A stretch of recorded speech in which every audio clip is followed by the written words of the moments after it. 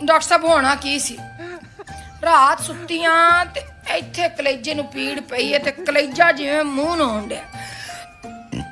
ਇੰਜ ਖੱਟੇ ਡਕਾਰ ਤੇ ਗੈਸ ਤੇ ਹੋਰੇ ਸਿਰ ਨੂੰ ਮੇਰੇ ਕਾਉਂ ਮਾਉਂ ਕੀੜੀਆਂ ਟੁਰਨ ਹੋਰੇ ਬਲੱਡ ਹਾਈ ਹੋ ਗਿਆ। ਬੜੀ ਔਖੀ ਰਾਤ ਕੱਢੀ ਹੈ। ਖਾਂਦਾ ਤੇ ਕੁਛ ਵੀ ਨਹੀਂ, ਬਸ ਬੱਕਰੇ ਦੇ ਭਾਵੇ ਪੱਕੇ ਸਨ ਤੇ 2 ਡੋਂਗੇ ਸ਼ੋਰਾ ਪੀ ਲਿਆ। ਮੈਂ ਕਿਹਾ ਵਾਵਾ ਗਿੱਟਿਆਂ ਗੋਡਿਆਂ ਨੂੰ ਆਰਾਮ ਰਹੇਗਾ, ਦਰਦ ਜੂ ਹੁੰਦੀ ਗੋਡਿਆਂ ਨੂੰ ਤੇ ਮੈਂ ਕਿਹਾ ਸਕੂਨ ਰਹੇਗਾ। 3 ਰੋਟੀਆਂ ਨਾਲ ਖਾ ਲੀਆਂ ਤੇ ਬਾਅਦ ਚੋਂ ਸੇਵੀਆਂ ਦੁੱਧ ਵਾਲੀਆਂ ਪੱਕੀਆਂ ਸੀ, ਉਹਨਾਂ ਦਾ ਕੋਲਾ ਬਸ ਪੀਤਾ, ਹੋਰ ਤੇ ਕੁਛ ਵੀ ਨਹੀਂ।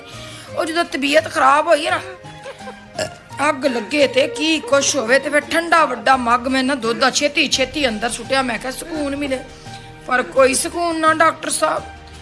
ਫਿਰ ਸੌਂ ਗਈਆਂ। ਸਵੇਰੇ ਉੱਠੀਆਂ ਤੇ ਤਬੀਅਤ ਜ਼ਰਾ 19-20 ਸਹੀ ਤੇ ਮੈਂ ਕਿਹਾ ਭੋਰਾ ਨਾਸ਼ਤਾ ਕਰ ਲਾਂ।